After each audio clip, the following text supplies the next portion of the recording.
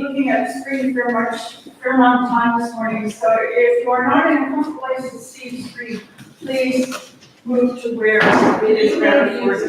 I'd like you to take a look at the events in your announcements this morning.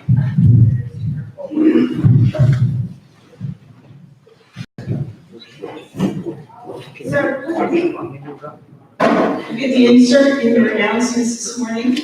And find the section under North and Sheffield announcements. It says, important congregational Sunday. I just wanted to refer to this because I'm not sure that you have had time to read a living faith profile. And rather than read it to you, I'd like you to take some time, thanks Jen, that's appreciated. Take some time right now to read that and to read Church Hub, because it's important to know what goes into the profile and why we are doing this.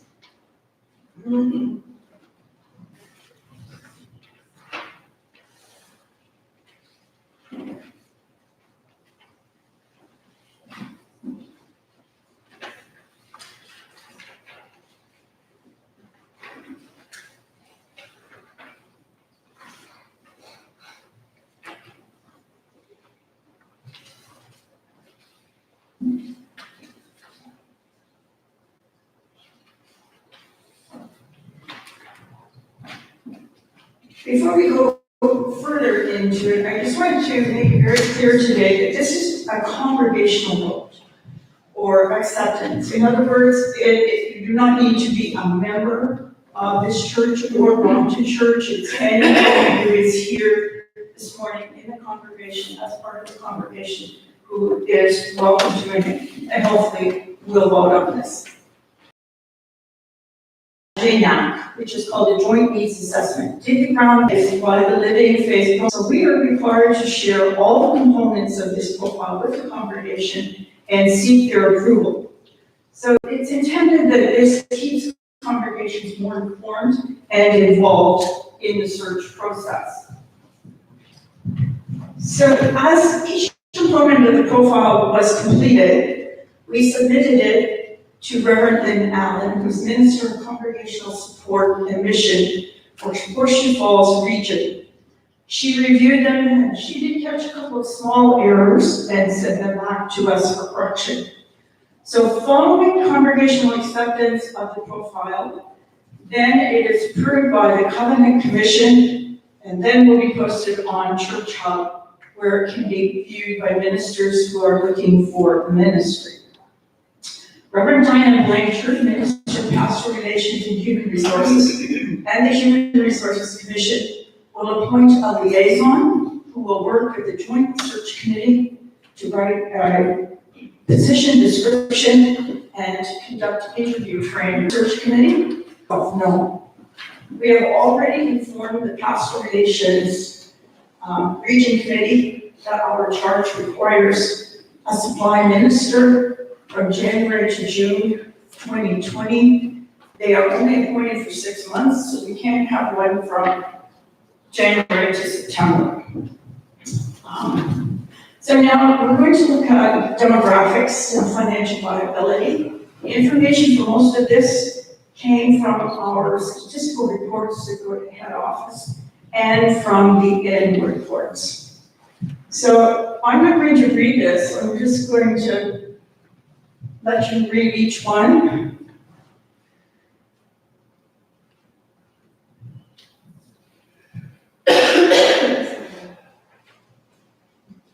Just however long you think, Louise, it takes to read it.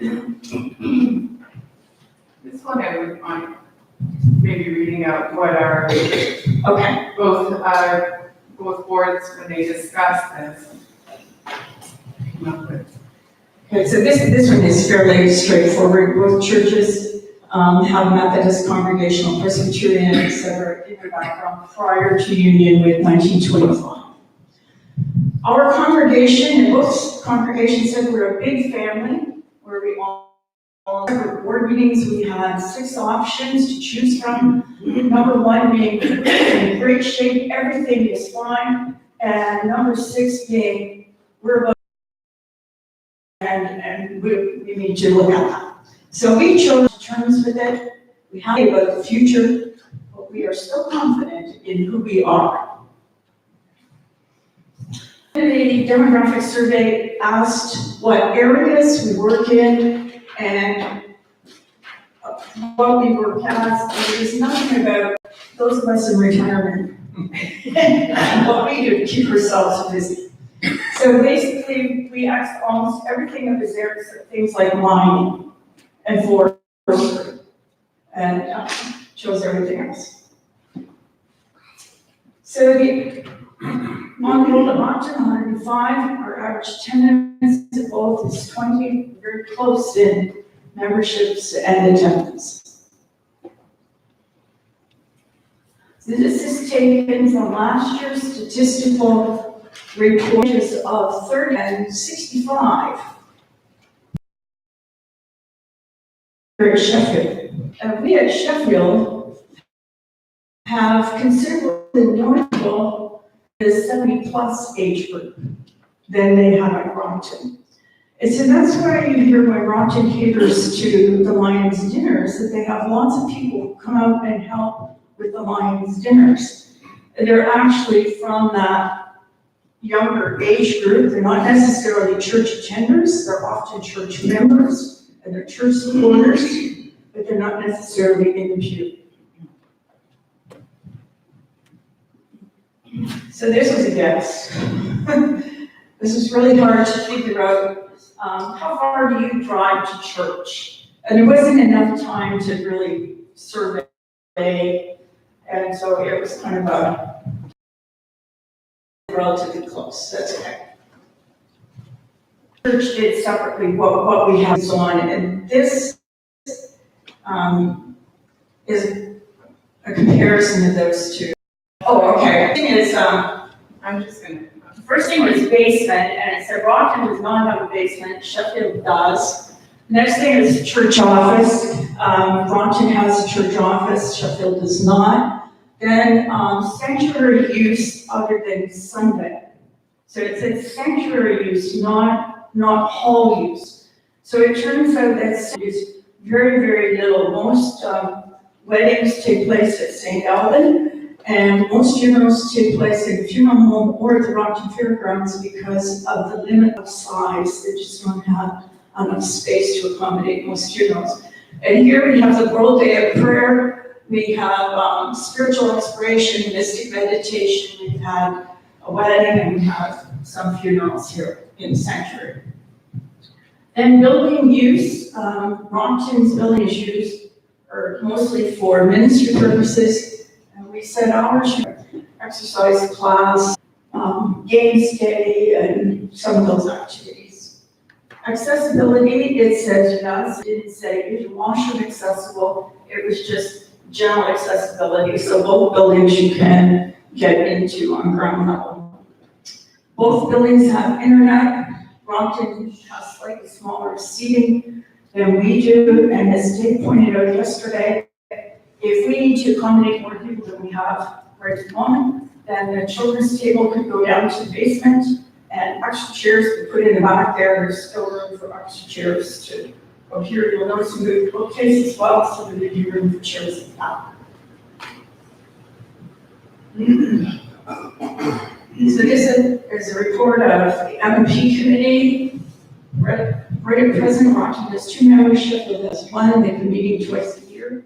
Each board has 8 members, and we have secretarial support for the minister for 4 hours a week.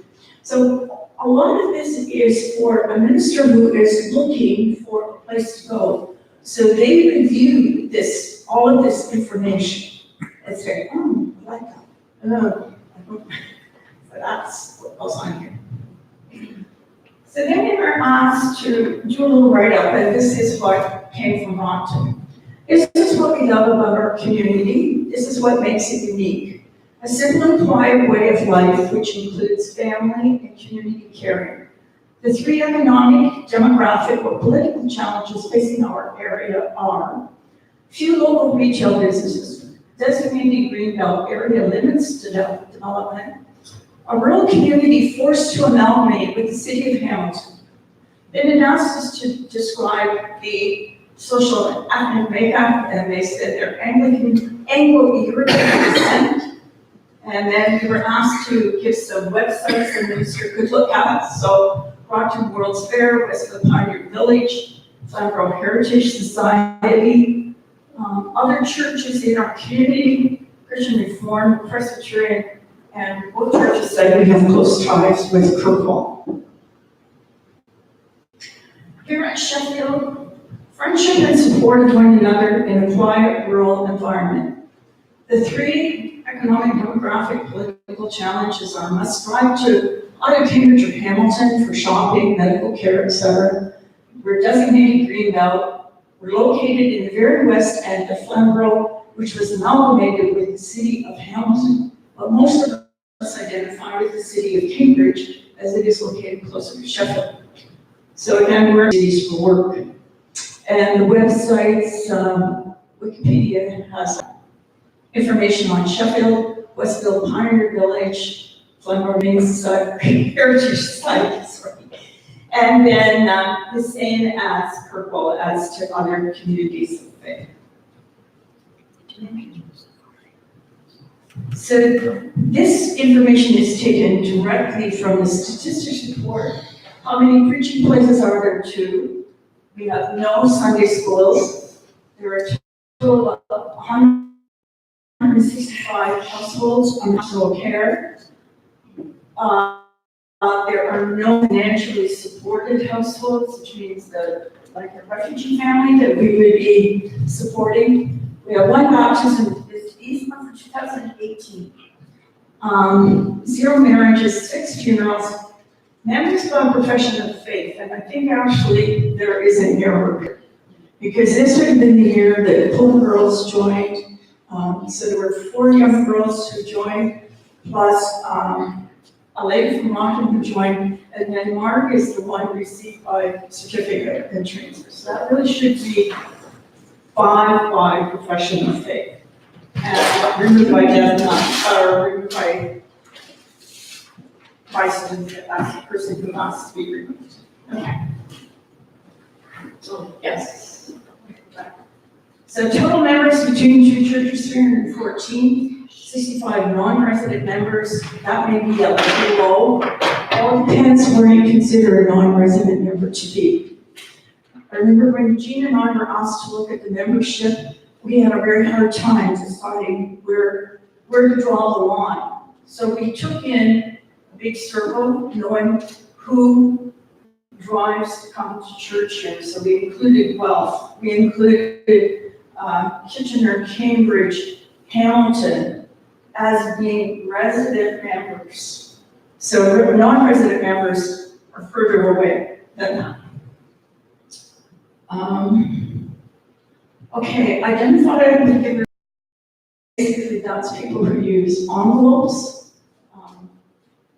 Not as many people give to mission and service. The average attendance to Sunday worship, and this was in 2018, that would be instead of 60. 0 in Sunday school, members in Christian education program, you to consider that to be Bible study group. And when there are no ministers, then there's no longer a UCW launch. I invite you now to join in singing "The Church's One Foundation."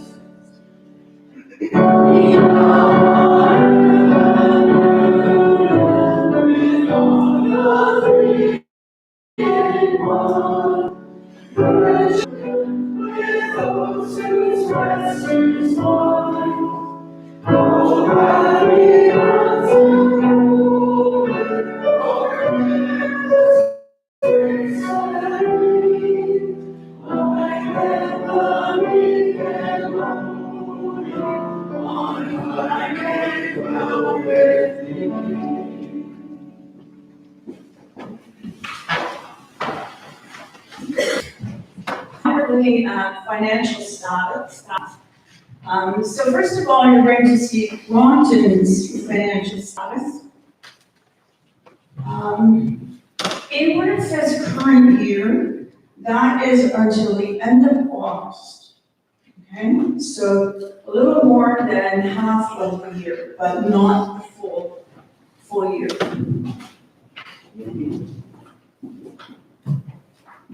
Can you is it easier if the lights are shut off to read that, or?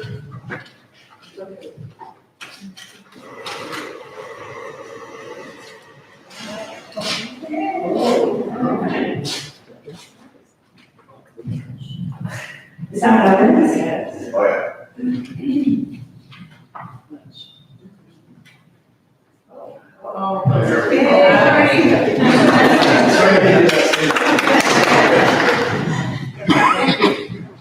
So now I'm not going to read that to you.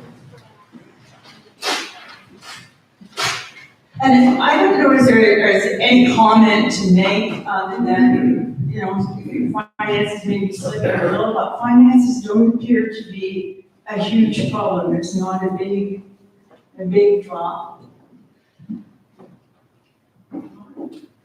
And Helen makes it very clear that Rockton tends to be a catch-up at the end of the year church. That they kind of go along and then all of a sudden, quite a bit of money comes in at the end of the year, enough to put them in the black. So let's spend a little time looking now at Sheffield. So due to the way that Maryland entered information, 5 and 6 years ago is when the capital work was being done on the stairs and the chairlift and the washrooms. And so it looks like our revenues went way up, and that should have gone into capital rather than operating expenses. But that's why those last 3 years on there, or 2 in particular, are the numbers they're at. None of our programs keep track of PAR as to how many people contribute to PAR, how much is given to PAR. So that's why information is missing for those years. None of the programs track that. So we've had a couple of years where our expenses exceed our income, and those being the last 2 years. The next chart is actually an easier chart to look at. Before you move on, but I think it's worthy to note that we're basically around the $70,000 mark, both churches, for the last 3 years. Yeah, you see that. So when you look at this is the 2 charts put together. It's easier to see. So numbers in white are Rockton's numbers, and the numbers in black are Sheffield's numbers. So what we were trying to show here to you is that Helen was rather surprised to find that it costs almost as much to operate Rockton's building as it costs to operate this building. Jensen going, yeah. And so when all of this was first talked about, someone said, oh, but Rockton's church is a lot cheaper to operate. It would be feasible to keep that church. And so the numbers show that, I don't know whether it's insulation in the building or what it is, but our expenses are very close. And in our expenses are the expenses for the manse. So heating for the manse and taxes and so on, and our manse money makes enough to take care of those expenses and have some left over. Surprising how close we are.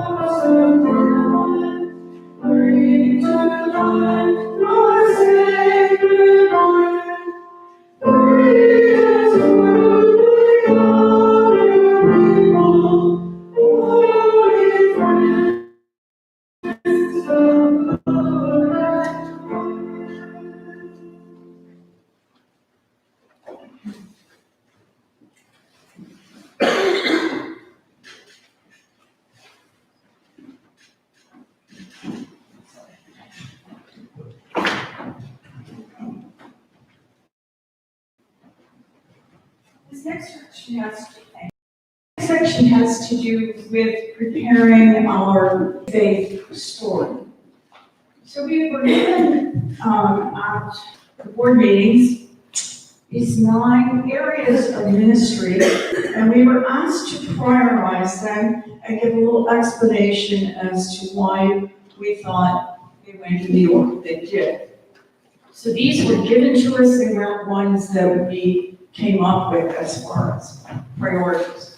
So we said number 1 for us is worship.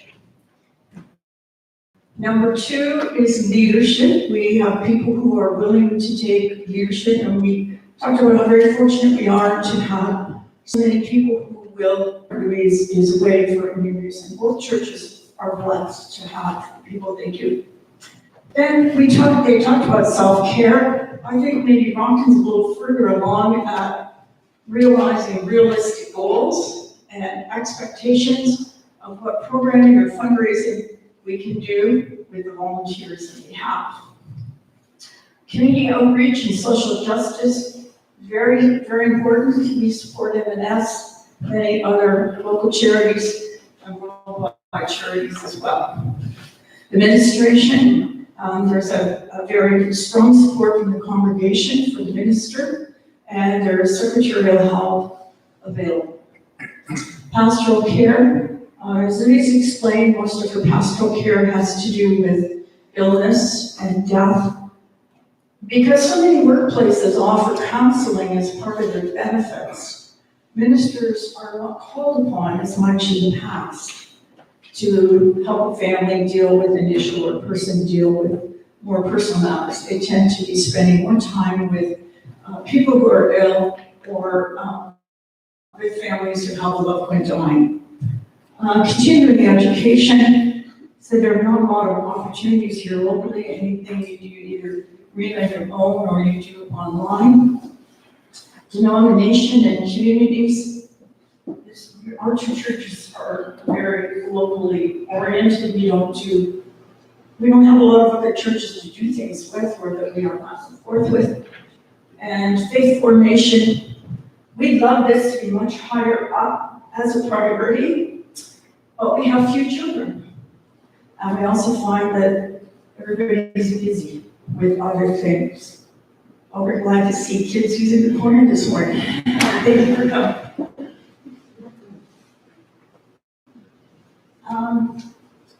So then, based on the survey results that the two congregations did, we had the same survey, as number 1, it's very strong at Rot.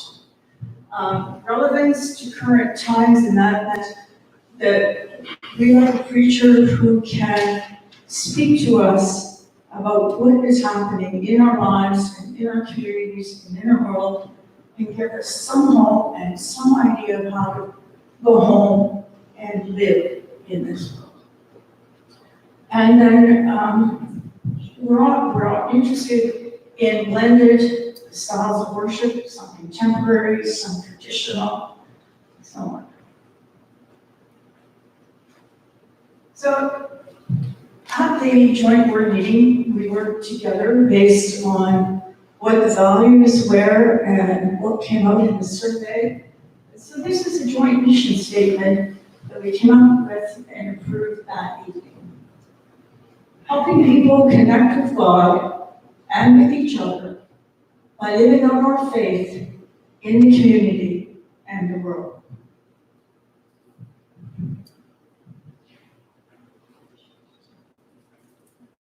So, I guess at this point in time, the only thing we didn't show you today or look at are two other parts of the profile, which is, one is real property, which is a section where we had to identify property owned by the church other than the church building itself. So on that is the Sheffield manse. Rockton no longer has a manse. Their manse was sold and they were part of another charge. And the money from that sale, their share of profits is deposited into an investment, and they can only spend the interest from that, and that's, if we were to sell our lands, that's something that would happen, our money would be put into an investment, we would only be allowed to spend the interest. Their interest goes into their general operating account, the same as our man's rent goes into, so there didn't seem there was housing allowance and how that was dealt with. Housing allowance, as we used to know it, has disappeared. There is no longer such a thing. Only if you live in far north or a remote area do you receive a housing allowance. So instead, they divided Canada into regions. We are in region 3. The regions have to do with the cost of living. So Louise's salary is on a grid, and we look at region 3, our cost of living, and then we look at her experience, and that's how it's determined how much the minister is paid. So if a minister were living in Toronto, I don't know what that number is for Toronto, but if you look at the chart, that minister is paid more because of the cost of living. So housing allowance has gone up, so that thing is no longer applicable. The other information that we're not showing today, because again, it's just us, you had to do a detailed paperwork about the manse, how it's insulated, how it's heated, what kind of windows it has, how big is the volume, does it have curtains, does it have rugs, does it have appliances, and so on. We're trying to tell the regional office that, yes, we have a manse, but it, so I tried, and there really isn't a place to put on it that it's currently rented, but we'll deal with that, or the search committee will deal with that as it goes on. I'm sure if it gets down to calling someone, then they can figure out where they live and whether they really want a manse or not. I just take the word on the man. So the current renters are going to give me notice before the 1st of November. They'll be out by Christmas or the 30th of December. And then we can make a decision what we want to do is re-rent that or see if the minister would live there or make a decision at that time. So that's where we're at. Yeah. Great, thanks for that. So this So one other thing on property, sorry. What about the cemetery? What did you come up with that? Oh, okay, yes, sorry, that was on the real property thing. So all I want to know is, do we own a cemetery? No, we don't. But they also want to know, do you have a connection with the cemetery or have had a connection in the past? So David has decided after talking to Marty that we will just say, yes, we've had a connection with Sheffield Cemetery. Marty wasn't sure about the Presbyterian Church ever having been a part of that. They didn't need to know that. All they wanted to know was, is there a connection with the cemetery? So again, that's information for a minister coming in to know that, yes, there are ties to that cemetery. And if he or she really gets into fine detail and looks over annual reports, they'll see where this church has supported that cemetery with redoing some of the stones. Okay. So I think that brings us through all the areas of the profile. Are there any other questions about what we presented today? Then under pastoral care, you said that most workplaces have counselors, but we're mostly retired, so we don't have access to that. Right, so you still have that through your minister, right? Should that go on the? No, because that doesn't even go on Church Hub. So a lot of this information was on worksheets that made us look at things, but they're not actually reported on Church Hub. So when a search committee gets together, they will have access to the worksheets that we did for background information and for the minister coming for background information. But minute details like that don't show on Church Hub. And I just wanted to maybe add, but Pastor, I had input into that. I haven't really been called on very much for counseling. Like, I'm called on mainly if people are ill or break out. Very rarely for anything else. So that's why, you know, when I make this statement, that maybe people go more to counselors, maybe people don't. I don't know why. Because maybe other ministers do a lot of counseling. I would tend to, because I am not a counselor too. I'm not a qualified counselor. I would tend to refer people, and I think that's tend to be the tendency. And I wasn't really any advice on you, I was thinking of in the future, we might need it more than we do now. Yeah, it's just where we put it is, I don't find, it's definitely going to be part of what we need, but I just haven't, I guess my way I saw that and the way I shared with the board was I haven't seen a lot of doing it. But not that it's not there, but it's. We did some counseling around, like, we did some talking Yeah, when the halls that, you know what I mean, so there was that, but if you have something that's, like when Mike and the car and I were having issues there, we spoke to you, we got some counseling, but then you have to go to the professional, like, we went professionally after that. So I think if a minister was looking, if that was our top priority, there'd be very few ministers that would. yeah, if it was a higher priority, then you would be looking for someone who has a course. You can take a course in pastoral counseling. I don't have those qualifications, so yeah. So since we've looked at all the parts of the profile now, I've asked Mark, would you? If there are no more questions, Jean has one more. If there are no more comments or questions, I move that we accept this living profile as it is, in its entirety. Is there a seconder for that? I'll have a second. I just want a show of hands because it's not a formal vote. So a show of hands, how many people are in acceptance of this, and this would then be posted to church profile. Thank you very much. Wonderful. And just before we close and move on, so now, once it passes out, brought to today, the Living Faith worksheet required the joint board to the coming year. This does not go on our hub thing, but it made us think about where we're going and what we're doing. So our number one goal for 2020 is to find a minister who is a good fit for us. Our number 2 goal is to explore, and note the word explore, the possibility of amalgamation of the 2 churches. So it's just a case of talking about it, what would be good about it, and looking at the buildings and just every period of discussion and thinking. It's not a done deal by any means.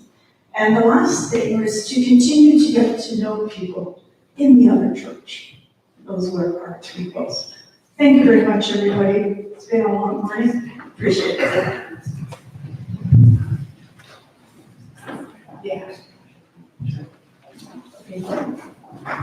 For which, now it's going to start. I just want to say thank you so much to Lynn and also to Helen and members of the boards that put a lot of work into this. We did a lot of work in a short period of time because we didn't want to drag this out. The longer you wait, the longer this goes up on Church Hub, and you lose the chance to perhaps find someone that would make a good fit in the church. So thank you very much. Can I ask one question? Yes. I know in the real estate business that people move jobs at a certain time of year, like ours is September. People, or at the end of the year when their contract with the other company's done. Yeah. Is that kind of fair to say, ministers, that in January or February is when ministers are looking for replacement? I would say it would be, there might be some, but there would be fewer. Most would be spring and summer. So April, May, Yeah. after Easter? After the graduations, people are looking for, out of the theological schools, you cannot be ordained as a minister unless you have a job. So there are people that have gone through 4 years of masters of divinity who need a job before they're ordained, or all that work was for nothing. So there'll be a lot of people looking then. So there'll be people looking ahead of time because they want to know. There'll be people looking probably, if they're wise, January and February, students would be looking because they want to know when they graduate in April that they have a place to go. So yeah, people will start searching then. And I think a lot of ministers look to make a move in September. It's quite a popular time to make a move. Yes. Thank you. Great.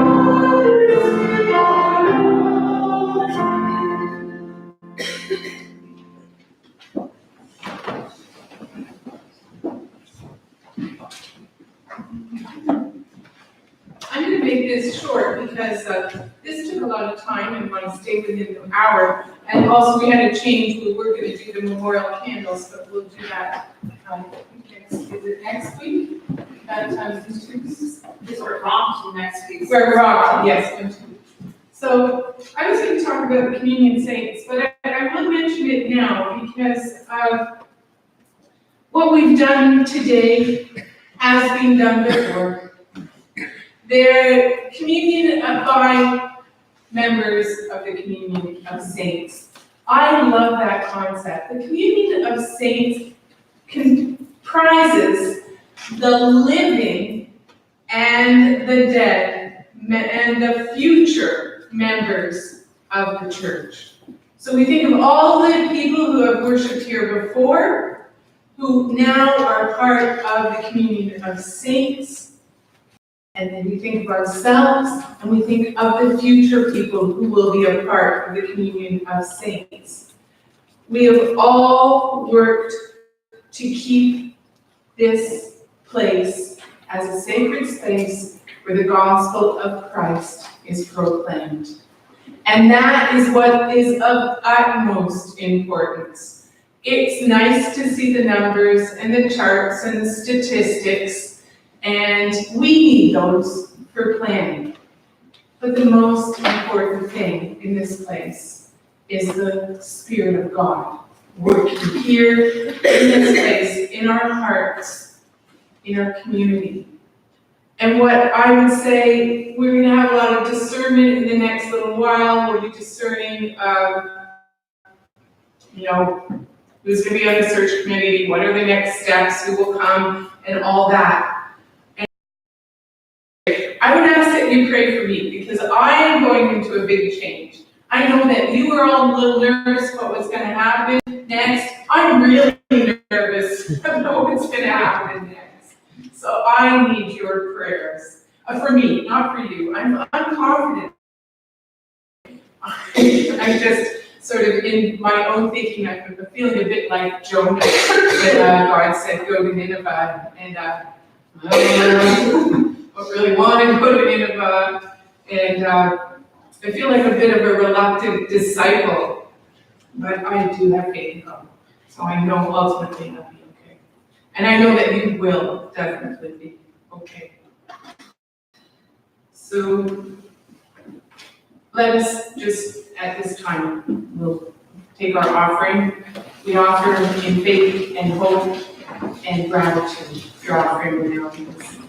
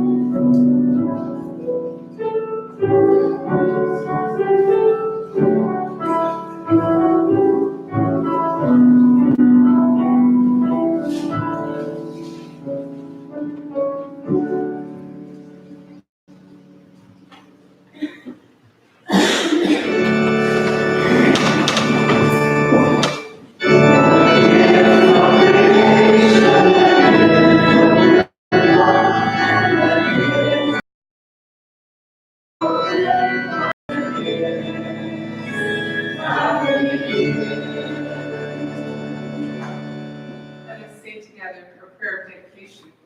Given in hope, love, and faith, may these gifts be hope, love, and faith to us and to the people we reach out to. Amen.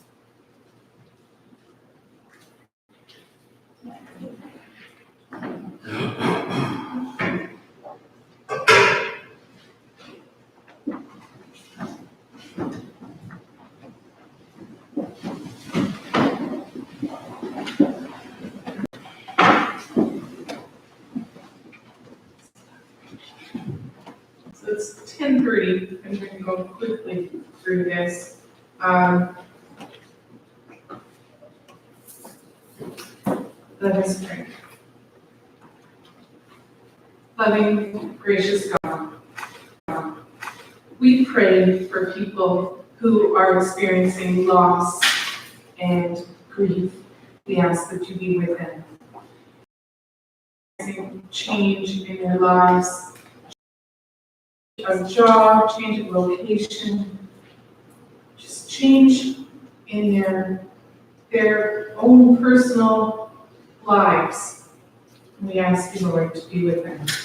Lord, be with our church now and bless us as we move forward in the next few months and years. May we continue to be a place of sacred worship, a place where the gospel is proclaimed, and a place where the ripples of love, faith, and justice move out from the center of your love. We raise to you in the silence of our hearts the people and places and concerns that lay heavily upon you.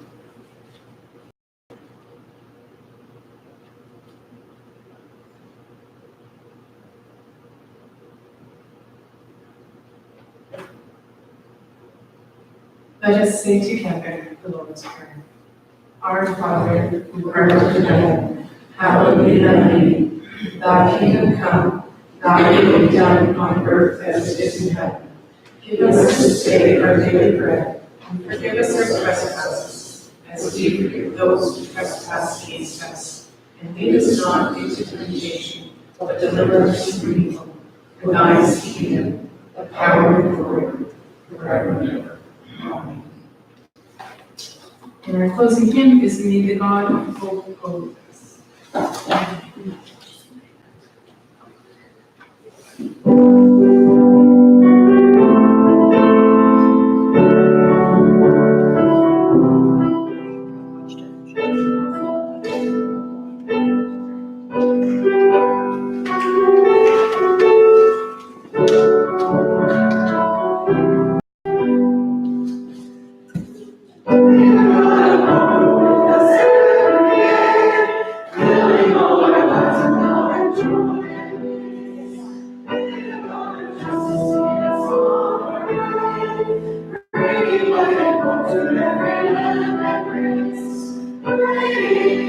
Let us